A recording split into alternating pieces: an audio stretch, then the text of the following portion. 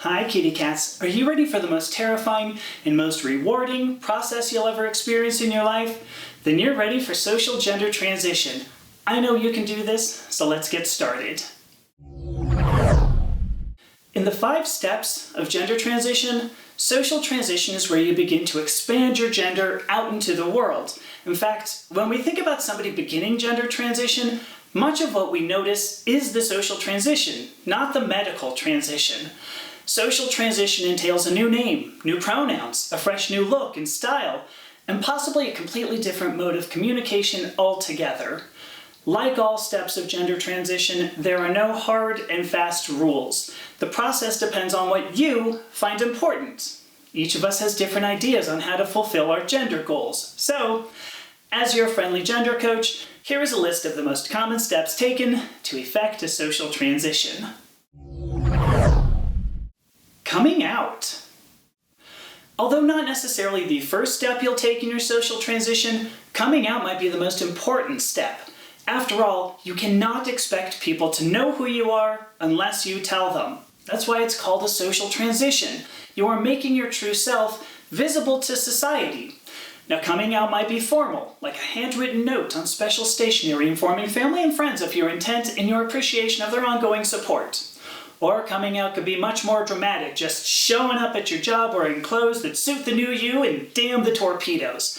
But you must tell others you will not present and act the same way from this point forward.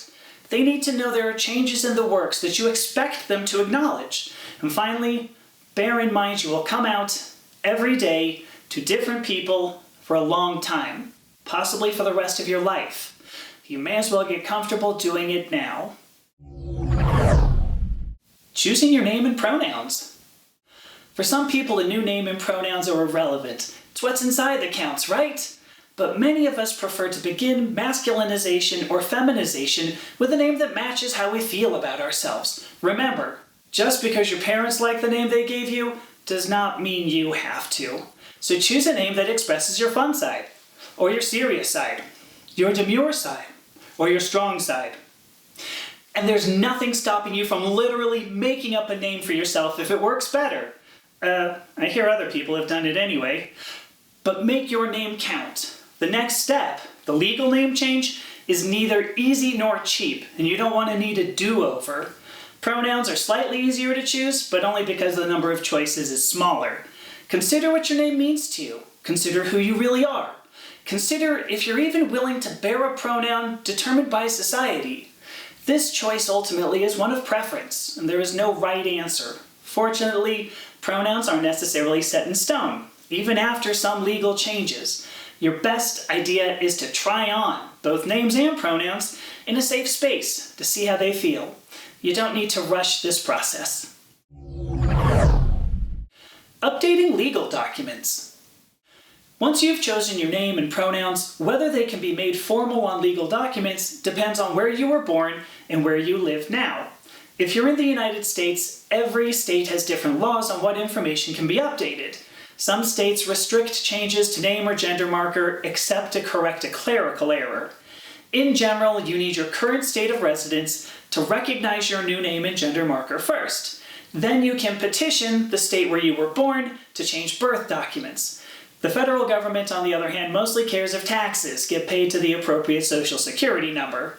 Changing the label on that record is relatively easy once your state of residence recognizes your new name. Bear in mind, changing your name will require a background check, both federal and state. The authorities want to make sure you aren't trying to dodge a crime. So changes to legal documents will cost money. It will also require patience, persistence, and research. Changing name and gender marker is not common in Western society, and the process around it is ponderous. But remember, there are many resources available to help navigate this legal process, and many of them are free.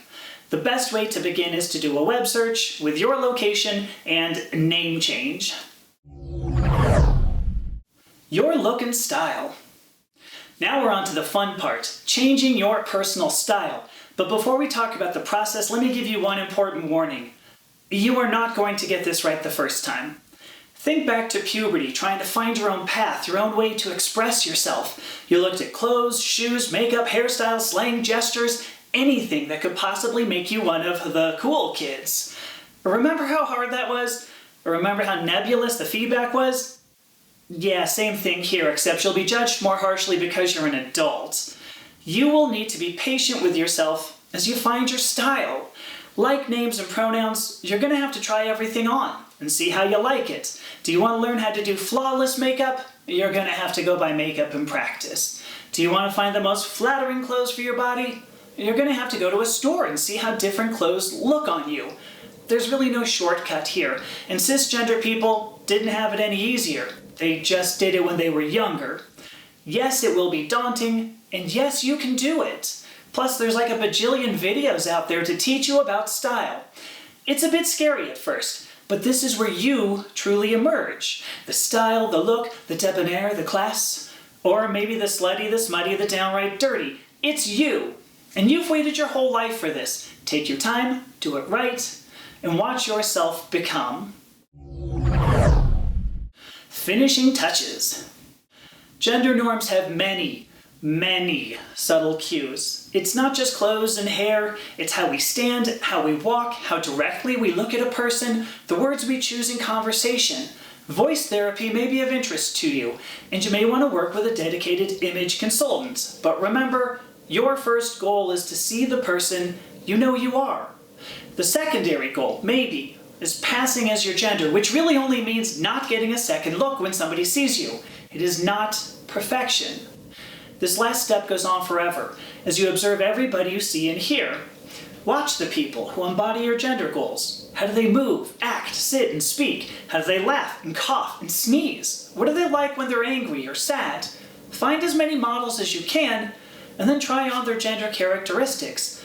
You may have to tailor them to work for you, but this step puts the final polish on your social gender transition. For a broader overview of the transition process, see this video about the 5 steps of gender transition. And finally, don't panic. Gender transition is difficult, but it can be done. And if you need help, reach out to me. I offer gender coaching services where we can discover your goals and develop a plan to reach them. The link above lets you book a free consultation. But then, like this video and subscribe to my channel to learn more about the art of being transgender. Talk soon. Bye.